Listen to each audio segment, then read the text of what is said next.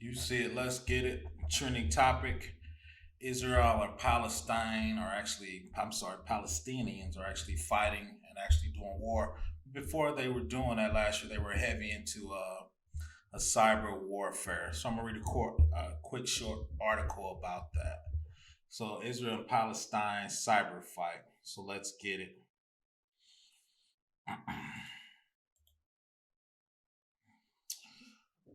Palestinians hackers launch an advanced cyber spying operation, Israel firm says. The hackers linked to Hamas exploited Facebook, Dropbox, and Google Drive to send out spyware targeting Arab leader states using Netanyahu's and MBS as a bait. So this kind of shows you talking point for a meeting. XC was in the Dropbox. Details of the Prince Crown secret meeting and meetings for the U.S. Secretary. All those have different malware in them to get people to click on them from those sites. So that was kind of the bait. So hackers affiliated with Hamas have launched a complex cyber espionage campaign targeting Arab officials and political leaders across the Middle East, and Israel's cybersecurity firm revealed Wednesday. The attackers made use of legitimate platforms like Facebook, Dropbox, and Google Docs to send out spyware, and what the researchers claim is to show how new capabilities, which has previously been attributed to state actors. So these are actually small states that are actually acting like very large, sophisticated nation states. Right. So if we don't have a big army, we do have hackers and I'll call them nerds and super smart people that can actually attack you cyber wise. According to the report from Cyber Reasons, which was vetted by Haraz, two independent cybersecurity experts, the team behind the attack, Morales, also known as Gaza Cyber Gang, the group was first revealed in 2012 and has been linked to Hamas and previous attacks against Israel and Palestinians. Authority to the According to the firm and one of the experts. This was clear for the release. We're thwarting an intent for a Hamas cyber offense against Israel targets. Following our successful defense operation, we targeted a building within Hamas cyber operative works. Hamas cyber HQ has been removed. Last year, Israel targeted Hamas offensive headquarters in Gaza. The Israel army revealed in a tweet what many said was the first case of physical military retaliation against the cyber operation, though the Army did not disclose the reason for the attack or to their timing. So let me restate that one more time. Israel Army revealed in a tweet in what many said was the first case of a physical military retaliation against the cyber operation. So that's the question to all states and countries is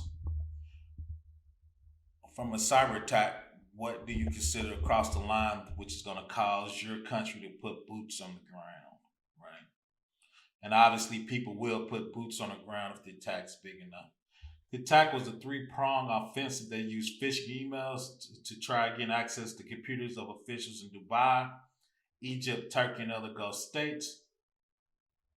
The researchers behind the report told Haras emails with the infected files were sent to targets. Those who opened them would have been spyware installed on their computer, unbeknownst to them. The nefarious programmers, the researchers said, could then access and even operate every facet of the computer. Right, so that's typical phishing. I'm gonna drop malware rootkit on your machine, then I can physically just take over your machine. This attack, the researcher group said, began in September and peaked October and November. Clear correlation with the normalization talks between Israel and Gulf states. It's also made use of key political themes to try to entice victims. In fact, this was part of the makes the attack so unique, the researcher says. Right, so they're trying to goat you, use your emotions to actually get you to click on those emails. Like previous attack that sends suspect files to the victims, this attack deployed a much more complex system. Victims did not get the files directly, but were rather sent to a PDF being hosted on a legitimate website like Dropbox or Google Drive. So just because somebody sends you to a little legitimate website doesn't mean the files are on there are clean.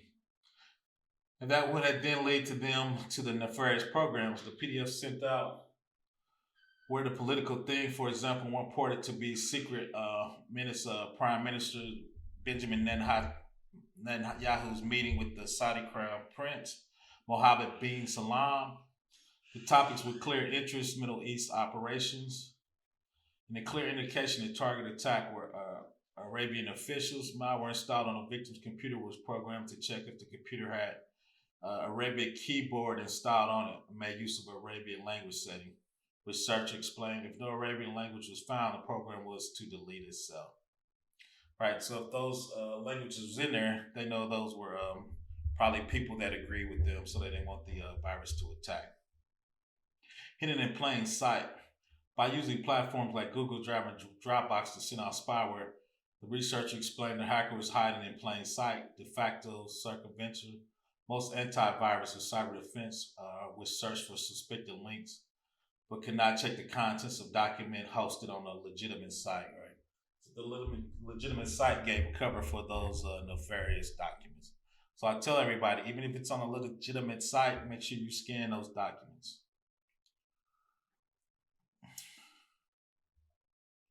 There were two uses of legitimate platforms, researcher says. Not only were there hackers use websites to lure their victims, but also made use of them to store and even operate spyware itself. One key aspect of this was Facebook. Researchers said most spyware requires some operator, and that operating program usually sit on some server which can be found and linked back to the attack or attackers.